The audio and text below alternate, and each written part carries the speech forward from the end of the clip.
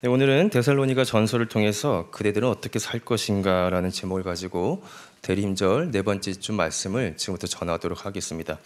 사실 이 제목은 얼마 전에 개봉한 미야자키 하야오 감독의 장편 애니메이션 제목을 그대로 가지고 왔습니다. 그 감독 잘 아시죠? 유명한 작품들이 있는데 토토로, 하울이 움직이는 성, 센과 치히로의 행방불명 등 유명한 작품을 남겼는데요. 이 감독이 한 10여 년 만에 장편 애니메이션을 선보인다 그래가지고 바로 그 소식을 듣고 극장으로 달려가서 제가 봤는데요. 와, 보는 내내 졸려 죽는 줄 알았습니다. 예. 일단 너무 무거운 주제였던 것 같아요. 삶과 죽음을 만화로 담는데 만화도 이렇게 졸릴 수 있구나 라고 하는 것을 알았고, 되게 오랜만에 작품을 선보이다 보니까 되게 하고 싶은 이야기가 많았나 봐요. 그래서 되게 힘들었습니다. 물론 제 개인적인 생각인데요. 그래서 그냥 이 제목만 그냥 우리가 가지고 와서 말씀을 나누는 걸로 해볼 텐데, 좀 생각해 볼 수 있는 게 뭐냐면 바울도 비슷하더라고요. 바울이 로마서를 약간 좀 후대했었는데 되게 어려워요. 우리가 복음의 진수라고 하지 않습니까, 로마서? 근데 바울이 여기에 하고 싶은 말이 되게 많은 거예요. 그러다 보니까 좀 어렵고 힘듭니다. 반면 초반에 썼던 편지들은 되게 간단하고 쉬우면서도 복음을 잘 설명하고 있습니다. 오늘 그 중에 우리는 데살로니가 전서를 살펴볼 텐데, 아니나 다를까 데살로니가 전서는 바울이 쓴 편지 중에서 최초의 편지고요. 신약 전체를 통틀어서 제일 먼저 쓰여진 책으로 우리들에게 알려져 있습니다. 그래서 오늘 데살로니가 전서를 통해서 그들은 어떻게 살 것인가, 또 우리로 대입하면 우리는 어떻게 살 것인가에 대해서 생각해 볼 수 있는 시간이 되면 좋겠습니다. 오늘 대리인절 맞춰서 제가 또 데살로니가 전서를 이렇게 좀 준비했는데요. 데살로니가 전서가 대리인절에 가장 어울리는 말씀이 아닐까 좀 생각이 되는데, 일단 어떤 책인지 제가 잠깐 좀 설명을 드린 후에 하나하나 좀 의미들을 살펴볼까 합니다. 그 데살로니가 전서는 바울이 2차 전도 여행 중에 작성된 편지로 알려져 있습니다. 아시는 것처럼 바울이 1차, 2차, 3차 전도여행을 하는데, 2차 전도여행은 지금의 유럽이죠. 그 마게도냐 지역에 가서 복음을 전하게 됩니다. 빌립보 지역에서 복음을 전하고, 그 다음에 데살로니가라고 하는 지역에서 복음을 전하면서 우리처럼 이렇게 교회가 만들어지게 됩니다. 근데 그 교회와 오래 있지 못했습니다. 한 3주 정도밖에 함께 사역을 하지 못하게 되죠. 근데 그 지역의 유대인들이 바울을 별로 좋지 않게 여겼어요. 그래서 성경에 나온 데는 표현을 하면 약간 불량한 사람들, 나쁜 사람들, 조폭 같은 사람들을 보내가지고 예배드리고 있는 교회를 해방하게 됩니다. 그래서 소동을 일으키게 돼서 어쩔 수 없이 바울이 데살로니가 교회에 있다가 그 밑에 지역인 베레아로 오게 됩니다. 근데 또 유대인들이 또 이걸 또 못 넘어가는, 그래서 베레아 있다는 소식을 듣고 베레아까지 불량한 사람들을 보내게 돼서 바울은 급기야 베레아에서 더 밑에 지역인 우리한테는 아테네로 알려진 아덴에 가게 되고요. 나중에 그 아덴 밑에 고린도 지역까지 이제 도망가게 되죠. 그리고 고린도 지역에서 쓴 편지가 데살로니가 전서라고 이해하시면 될 것 같습니다. 자, 여기까지 제가 말씀드렸는데, 지금 바울이 데살로니가 교회와 몇 주 동안 함께 사역했다고요? 3주밖에 되지 않습니다. 제가 이 말씀 전할 때마다 늘 이야기하는 건데, 모든 한국교회 새가족 교육 몇 주? 4주, 그죠? 아직 새가족 교육도 수료하지 못한 3주밖에 되지 않은 어린 교회입니다. 근데 그 교회가 지금 어려움을 당했어요. 그 교회를 놔두고 혼자 피신해온 바울의 마음이 어떠겠습니까? 이 데살로니가 교회 교인들 잘 있을까? 혹시 그 고난 때문에, 어려움 때문에 다 뿔뿔이 흩어진 건 아닐까? 겨우 이제 하나님 복음을 전했는데 신앙을 저버리는 건 아닐까? 얼마나 노심초사 걱정하면서 밥도 안 넘어가고 힘들어하지 않았을까 생각이 됩니다. 그래서 바울은 그의 제자인 디모데를 불러서 보내게 됩니다. 너 한번 가서 데살로니가 교회 사람들 잘 지내고 있는지 한번 보고 오라고. 그래서 디모데가 갔다 오는 그 시간이 있을 거 아니에요? 그 시간 동안 또 얼마나 또 걱정되고 또 힘들지 않았겠어요? 그리고 드디어 디모데가 오게 됩니다. 우리 한번 좀 말씀을 찾아볼 텐데, 일단 오늘 좀 말씀을 많이 읽을 거예요. 데살로니가 전서 3장 6절을 한번 보겠습니다. 같이 한번 읽어보겠습니다. 데살로니가 전서 3장 6절입니다. 자, 시작.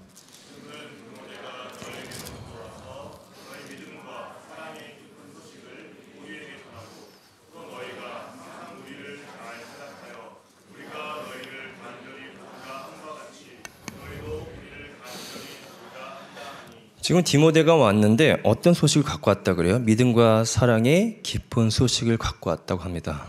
분위기가 어떻습니까? 안 좋은 소식 같아요? 좋아 보여요? 말할 수 있죠?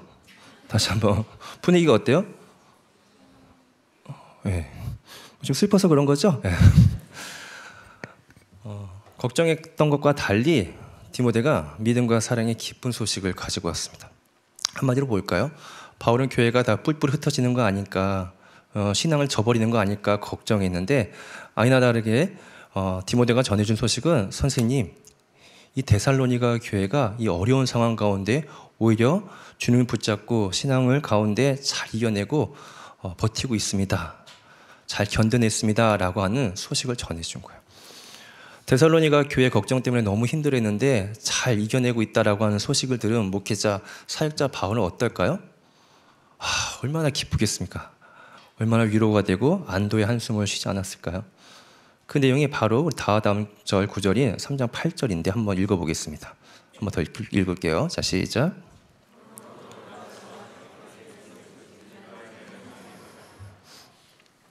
사실 이 구절은 우리가 읽은 개역개정보다 공동 번역으로 읽어야 더 의미가 확 살아나는데, 제가 그 뒷부분만 한번 읽어볼게요. 우리가 읽은 성경은 우리가 이제는 살리라 라고 되어 있는데요, 공동 번역은 이렇습니다. 우리는 지금 정말 사는 보람이 있습니다. 정말 내가 데살로니가 교회가 잘 이겨냈다는, 잘 신앙 가운데 견뎌냈다는 소식을 들으니까 사역자로서, 목회자로서 진짜 사는 보람이 있습니다. 삶 맛이 납니다. 라고 고백을 하게 되죠. 얼마나 위로가 되고 힘이 됐겠습니까? 그리고 또 데살로니가 교회가 얼마나 이쁠까요? 그래서 정말 걱정했었는데 정말 죽을 뻔했잖아요. 정말 너무 밥도 안 넘어가고 이 데살로니가 교회 너무 어떻게 될까 막 걱정했는데 잘 지낸다는 소식을 듣고 죽을 뻔했던 바울이 되살아나서 쓴 편지가 데살로니가 전서라는 거죠. 지금 몇몇 분들이 비웃고 계신데요. 정말 마지막이거든요. 저 떠나면 이제 요거만 기억나요. 뭐라고요? 바울이 죽을 뻔했다가 되살아나서 쓴 게 뭐라고요? 데살로니가 전서다. 아시겠죠? 뭐라고 썼을까요? 뭘 썼을까요? 너무 이쁜 거예요. 그리고 어떻게? 칭찬해주고 싶어요. 그리고 어려움을 잘 이겨냈고 또 여전히 어려운 가운데 있으니까 어떻게 할까요? 위로해주고 싶어서. 뭐라고요? 위로하고 칭찬해주고 싶어서 쓴 편지가 뭐라고요? 데살로니가 전서라는 거죠. 우리 그러면 그 위로의 내용이 뭔지 한번 좀 살펴볼 텐데요. 여러분들은 한번 좀 제가 질문해 볼 거예요. 여러분들은 언제 위로를 얻나요? 뭘 해줘야, 뭐가 주어져야 여러분들은 위로가 됩니까? 땅 2만 평? 아파트, 감자 한 박스는 아닐 거 아니에요, 그죠? 교회니까 우리 이렇게 이야기합시다. 주님 함께 하심이 가장 위로라고, 그죠? 사실 그렇잖아요. 다른 거 없어도 주님이 우리와 함께 하심이 위로가 되지 않겠습니까? 근데 이렇게 살아가다 보면 종종 너무 힘들어서 힘겨워서 주님 안 계신 것처럼 느낄 때가 있잖아요. 그러니 우리 또 뭐라고 또 부르짖습니까? 주님 다시 오시라고, 다시 오시옵소서라고 고백하지 않나요? 그죠? 그래서 주님 다시 오시는 것이 정말 우리한테 가장 큰 위로요, 하늘 소망이 됐으면 좋겠습니다. 바울은 이 사실을 알았던 것 같습니다. 그래서 데살로니가 교회에 땅 2만 평 주는 것보다 더 큰 위로, 더 중요한 위로가 무엇일까? 바로 주님 다시 오신다라고 하는 그 이야기를 하고 싶었습니다. 힘내십시오. 어렵지만 주님 다시 오실 것입니다. 그래서 데살로니가 전서가 총 5장까지 있는데요, 각 장마다 주의 다시 오심을 이야기합니다. 주의 다시 오심을 한마디로 하면 뭐가 되냐면 강림이 되겠죠. 강림. 우리 한번 좀 찾아볼 텐데요. 데살로니가 전서 1장 10절을 한번 읽어보겠습니다. 시작.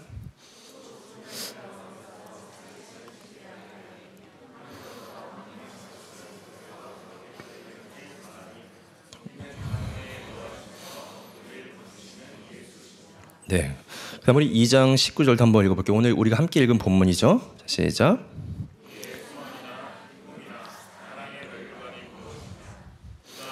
네, 그만 강림 나왔죠. 그다음에 3장 13절 시작.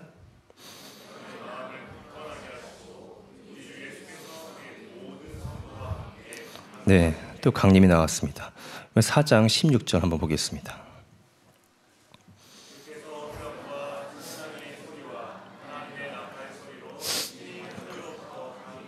네, 우리 마지막 5장 23절 시작. 잠깐 지쳤나요? 네. 힘내시기 바랍니다. 주님 다시 오십니다. 자, 5장 23절 시작.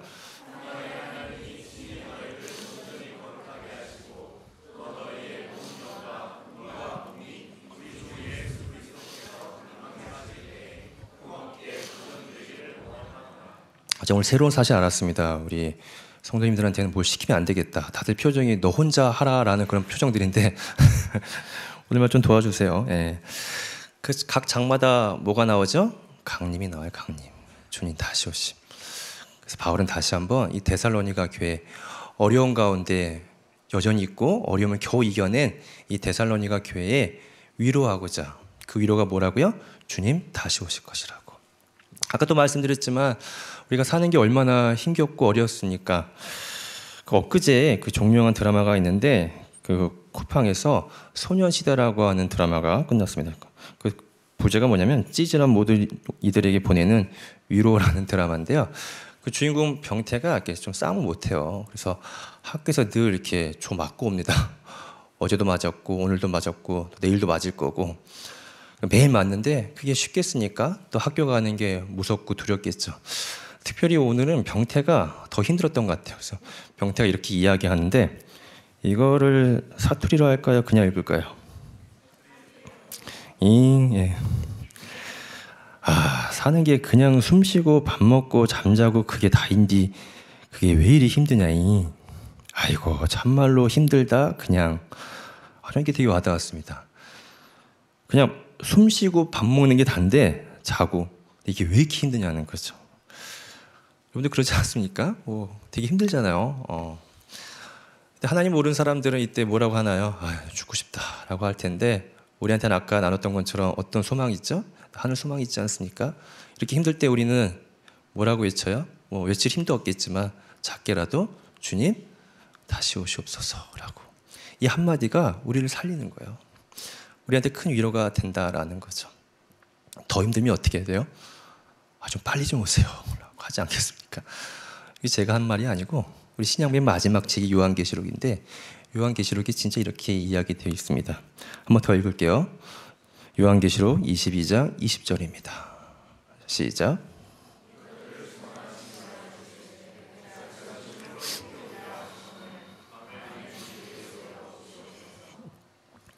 네, 뭐라고 돼 있어요? 아멘 주 예수여 오시옵소서.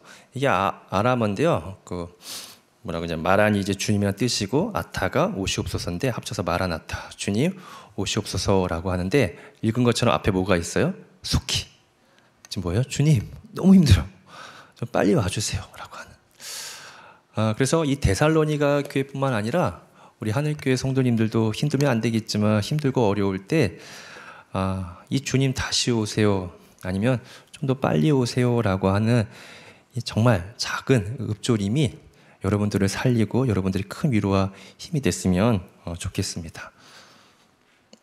아멘.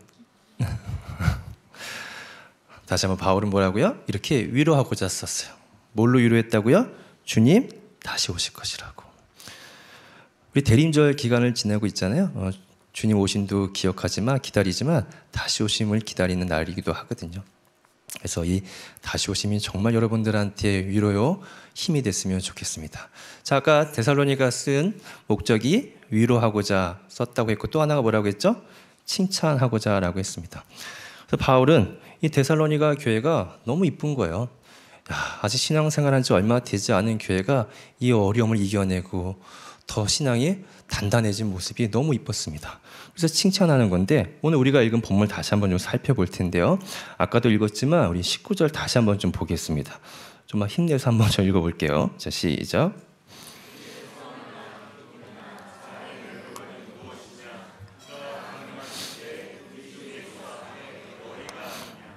여러분 면류관이 뭐예요? 면류관? 이렇게 해서 머리 이렇게 동그란 거 이게 면류관이라고 우리가 알고 있잖아요. 근데 이 바울은 데살로니가 전서에서 면류관을 뭐라 그래요? 읽었잖아요. 그가 강림하실 때 우리 주 예수 앞에 너희가 아니냐라고. 바울한테 면류관은 뭐였냐면 이 동그란 게 아니고요, 이 어려움을 잘 이겨낸, 주의 길을 잘 살아낸 이 데살로니가 교회 교인들이 바로 뭐래요? 면류관이다라고 이야기를 합니다. 이 이야기를 들은 전애들은 데살로니가 교회는 얼마나 좋았을까요? 이걸로 그치지 않고요, 아까 칭찬하기 위해서 썼다고 했잖아요. 이 칭찬을 계속해요. 데살로니가 전서 보면 하나 좀 더 구체적인 이야기를 보면은 1장 7절도 한번 더 읽어볼게요. 데살로니가 전서 1장 7절도 한번 읽어보겠습니다. 자, 시작. 좀 읽어주세요. 예.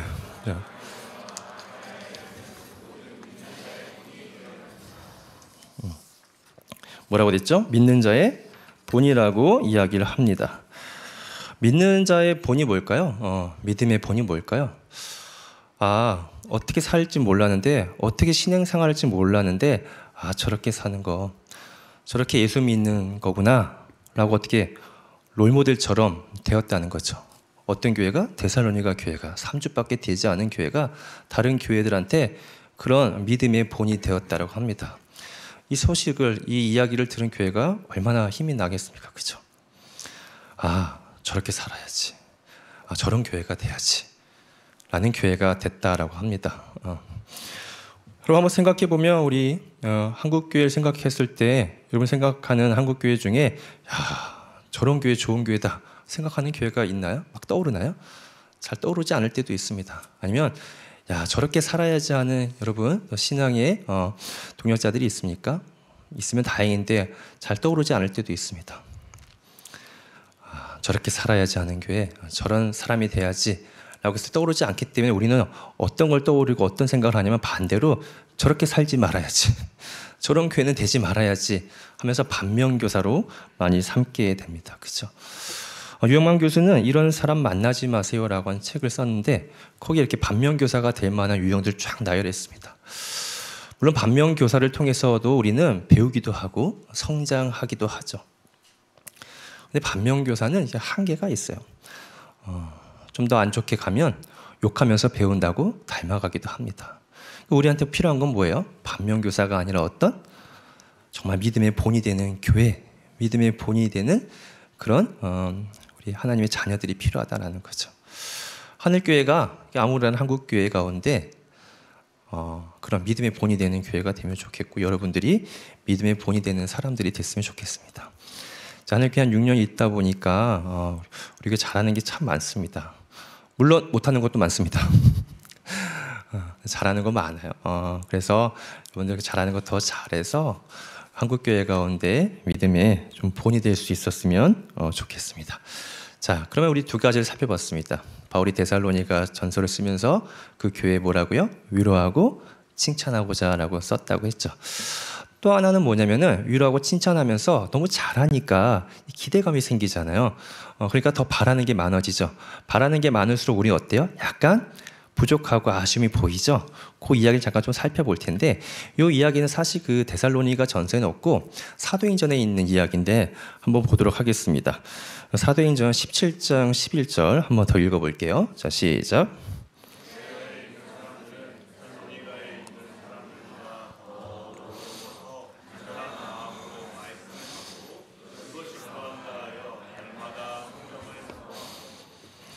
네, 그 베레아라고 하는 곳은 제가 서두에 말씀드렸던 것처럼 데살로니가 바로 밑에 있는 그 지역입니다.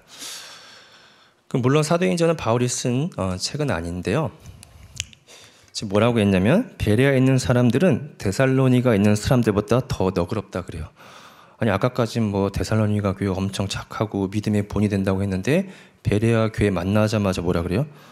데살로니가 있는 사람들보다 더 너그럽다고 하니까 약간 데살로니가 교회 입장에서 어때요? 서운해요? 안 서운해요? 아니 뭐 아까는 뭐 어쩌고저쩌고 하더니 막 약간 좀 서운할 수 있잖아요.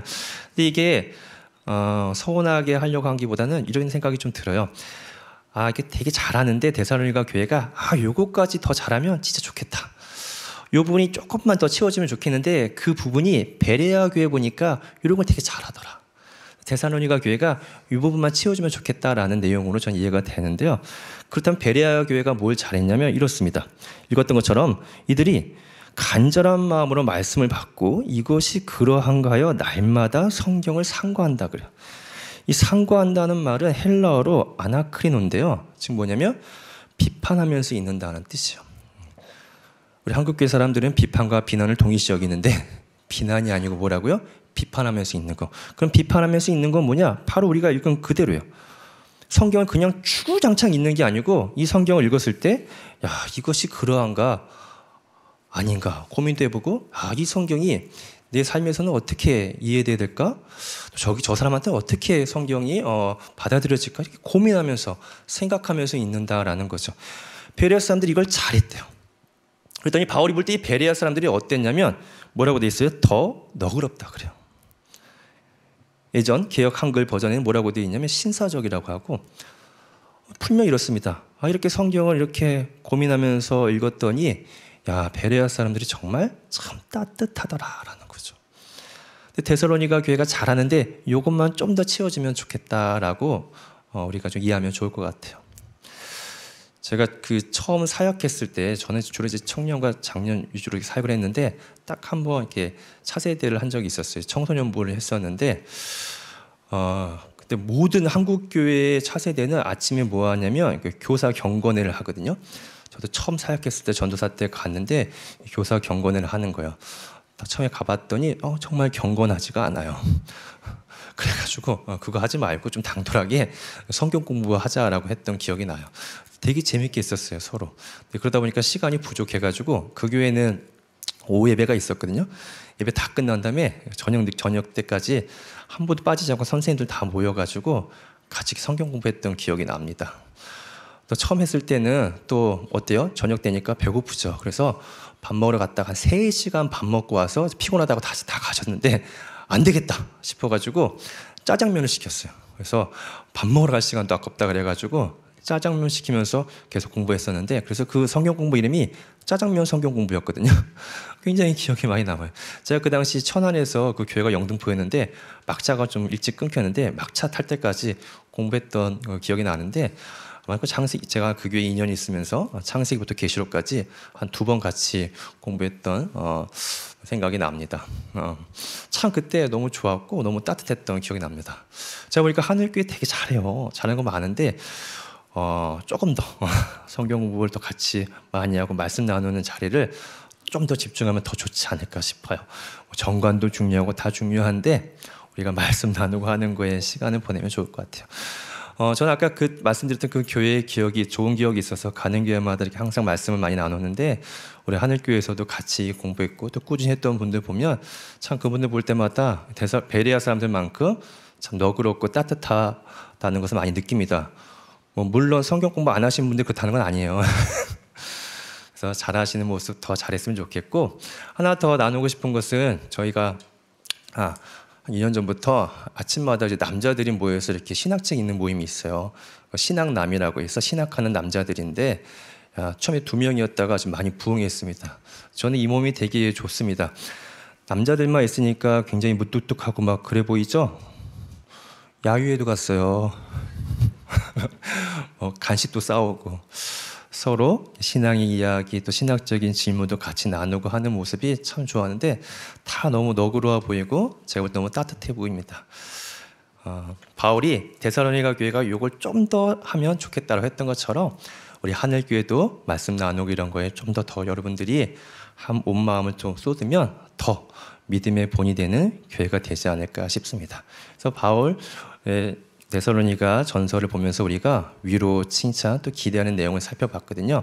여기 하나 덧붙여서 바울이 이 데살로니가 교회에 감사의 표현을 하나 더 이렇게 쓴 내용이 있습니다.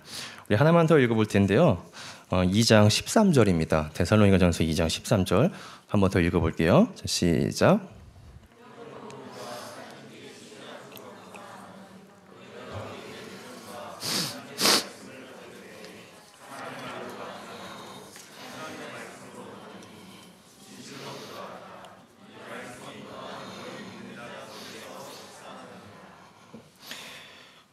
바울이요, 이 데살로니가 교회에 요 이야기를 꼭 합니다. 고맙다고. 뭐가 고마웠냐면 사역자인 목회자인 바울, 우리가 볼 땐 바울이 되게 대단해 보일 수도 있겠지만 인간 아니겠습니까? 부족함도 있을 텐데 바울이 전했을 때 또 다른 사역자들이 전했을 때 사람의 말로 받지 아니하고 어떻게 했대요? 하나님 말씀으로 받았다라고, 참 고맙다라고 이야기하는데, 저도 이렇게 돌아보면 6년 동안 사역하면서 참 부족한데 이렇게 그래도 목사라고 대우해 주셔서 감사합니다. 영화가 있어요. 광해의 왕이 된 남자라고 하는 영화가 있는데, 광해군이 암살 위기에 놓이니까 도승지, 지금의 민정수석 같은 그런 자리일 텐데, 도승지를 통해서 자신과 똑같이 생긴 사람을 찾아갖고 왕 대역을 시키라고 하는 그런 내용입니다. 그래서 저작거리에서 하선이라고 하는 인물을 찾아서 도승지가 가짜 왕을 세워서 왕 노릇을 시킵니다. 그리고 그 역할이 다 끝났어요. 그리고 도승지가 광대 하선을 이제 보내는 그런 장면인데, 마지막 엔딩인데요. 원래도 가짜였고 이제 역할도 끝났잖아요. 그럼 뭐예요? 정말 신분도 낮은 광대인데, 도승지가 어떻게 했냐면 마지막까지 그 하선이 가는 모습을 보고 예의를 갖춰서 목례하는 모습이 좀 굉장히 인상 깊었습니다. 가짜인 거 알면서도 인사하는 모습이. 돌아보니까 제가 참 목사 같지 않죠? 다들 웃는 거 보니까 괜찮아요. 많이 들었어요. 심지어 어떤 전에 교회에서는 그 어느 집사님이, 그 집사님이 굉장히 좀 강성이에요. 또 저랑 좀 친했는데 좀 세세요. 네, 그 집사님이 저 사임할 때 이런 얘기 하더라고요. 그래서 전도사였는데, 전사님, 전 지금까지 저한테 짜증내는 전사님 처음 봤습니다. 짜증내죠. 성격도 안 좋죠. 아신 분 아시겠지만 제가 얼마 전에 그 상의 탈의하고 바디 프로필도 찍었어요. 듣는 순간 정말 다들 가지가지 한다, 그죠? 정말 목사 같지도 않은데, 그래도 또 6년 동안 또 목사라고 또 이렇게 마지막까지 목사 되우셔서 다시 한번 감사합니다. 또 떠난다는 거 아시고 또 이렇게 식사 대접도 해주시고 따뜻한 밥 한 끼 먹여주신다고 해주셔서 감사하고요. 다 못 만났어요. 제가 예약제여가지고요. 당일 현장 접수가 안 돼요. 죄송합니다. 그래서 예약해 주신 분들만 위주로 좀 같이 식사를 나눴는데, 다시 한번 감사드리고 그렇습니다. 고맙습니다. 말씀을 맺겠습니다. 데살로니가 전서는 위기에 놓인 그 교회가 어려움을 신앙적으로 잘 이겨냈다는 소식을 듣고 바울이 위로하고 칭찬하고 하고자 쓴 편지라고 했습니다. 가장 큰 위로는 뭐라고요? 주님 다시 오심. 힘들지만 그 소망 가지고 살라고, 그리고 너네 참 잘했다고, 우리 너희 모습들이 믿음의 본이 됐다라고. 그리고 우리는 사도행전까지 좀 살펴봤었죠? 나아가 너희들이 말씀을 더 나누는 그런 교회가 되면 좋겠다. 그럼 어떨까요? 더 너그러워지고 따뜻한 교회가 될 것이라고 우리가 살펴봤었습니다. 우리가 데살로니가 전서를 읽었으니까 우리도 그렇게 살아갔으면 좋겠습니다. 그대들은 어떻게 살 것인가라는 제가 화두를 던졌는데, 그럼 우리가 어떻게 살까요? 주님 다시 오심을 바라보고 거기에 소망을 두고 날마다 좀 성경을 많이 상고했으면 좋겠습니다. 그래서 지금보다 더 따뜻해지고 너그러운 우리 하늘교회 되셔서 이 암울한 한국교회 가운데 믿음의 본이 될 수 있기를 바랍니다. 그럴 수 있을까요? 그럴 수 있을까요? 그럴 수 있는 분들은 우리 함께 같이 찬양하면서 우리 기도의 자리로 나갔으면 좋겠습니다.